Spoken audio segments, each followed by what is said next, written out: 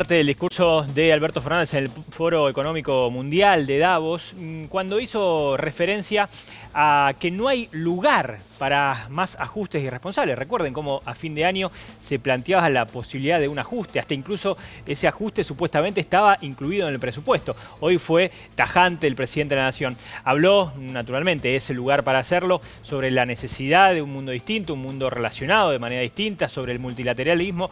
Se va a meter a Yanel Oliva en minutos nada más en cómo han aprovechado sus discursos diferentes líderes mundiales, pero primero el presidente de la Nación.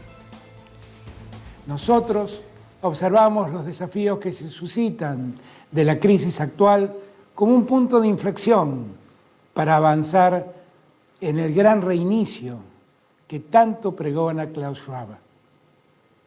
En este escenario es necesario vincular el multilateralismo con un concepto de multisolidaridad que involucre a estados, empresas y también a trabajadores.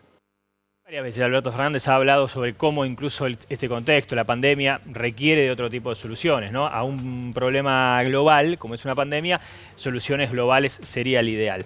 Ayelen. Aparece el concepto de multilateralismo muy fuerte en este foro, es algo que se habla generalmente en los ámbitos justamente multilaterales, pero no es menor esta insistencia que está teniendo tanto el presidente de la Nación de Argentina como el caso, por ejemplo, del mismo Xi Jinping, ¿no? El presidente chino, que también hizo hincapié en esto, así como varios de los líderes que vamos a ir repasando después. ¿Qué es el multilateralismo en definitiva? Bien planteado. Es donde impera la ley o cierto derecho internacional y no la ley del más fuerte. Es decir, no el país que tenga mayores recursos económicos, militares o lo que fuera, sino que rige en cierta medida cierto derecho internacional. Perdón, Por eso, perdón que te interrumpa, sí. después me pongo ansioso en estos temas. Seguramente los líderes mundiales ya han hablado de lo importante que es la solidaridad, lo que pasa es que la olvidan al momento de distribuirse las vacunas, ¿no? ¿Sabes qué? Eso es verdad, podemos discutir eso, podemos decir hasta cuánto, digamos, lo pueden decir en el discurso, pero después cuánto se aplica esto efectivamente en la práctica cuando hablamos de solidaridad internacional o de cooperación internacional.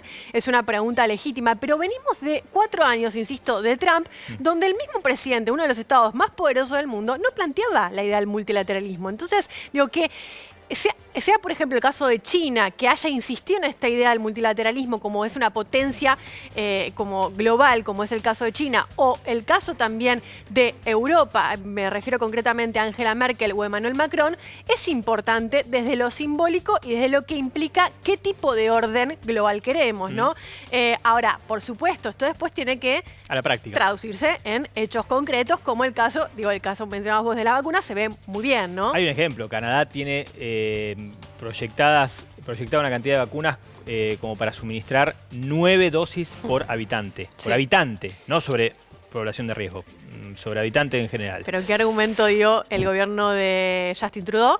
Que lo hacían justamente para repartir después y de esa manera establecer algún tipo de soft power o de poder blando de cooperación, justamente un poder positivo, podríamos decir, de avance. O sea, hay que ser paciente, sobre esos estados. Pero sí, digo, se plantea en estos términos. Pero insisto en esto, no es menor que venimos de estos 4 años de Trump, venimos de fuertes, digamos, nacionalismos que se reivindican ante la posibilidad o no de una integración global y una integración regional, que también es una crítica que ha hecho el presidente Alberto Fernández en su viaje por Santiago de Chile. Y en este caso, el que inauguró el foro de Davos fue Xi Jinping, después de 4 años que no había participado en este foro, donde habló de esta defensa al multilateralismo y a la cooperación global. Habló también de evitar una guerra fría, de no volver con concretamente estaba hablando de la disputa con los Estados Unidos. No mencionó al presidente Joe Biden. Había, acá el gran ausente en todo esto fue Biden, que acaba de asumir. También pidió mayor cooperación del G20 para generar cierta gobernanza global y tampoco, como decía, no mencionó a los Estados Unidos. Putin también ayer dio su discurso dentro del foro de Davos, 12 años también sin participar Putin, por eso también era bastante esperado.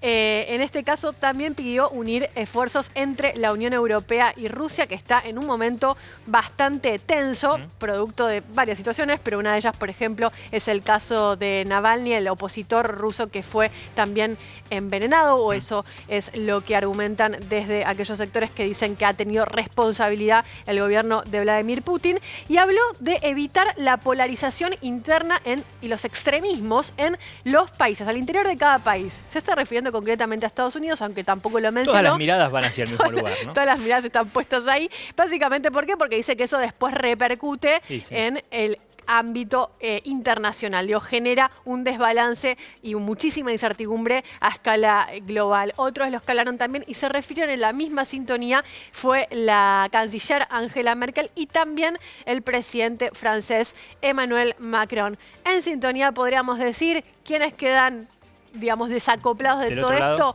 Bolsonaro, que todavía no lo escuchamos hablar, pero digo, Bolsonaro ahí también es uno de los líderes que regionalmente tiene otro tipo de discurso, y aquellos líderes también más ultranacionalistas que fomentan o hacen esta crítica tan fuerte a los procesos de globalización, y más en un contexto de pandemia donde las fronteras se cierran y muchos estados se miran para adentro. Seguirás cuando aparezcan ellos, entonces.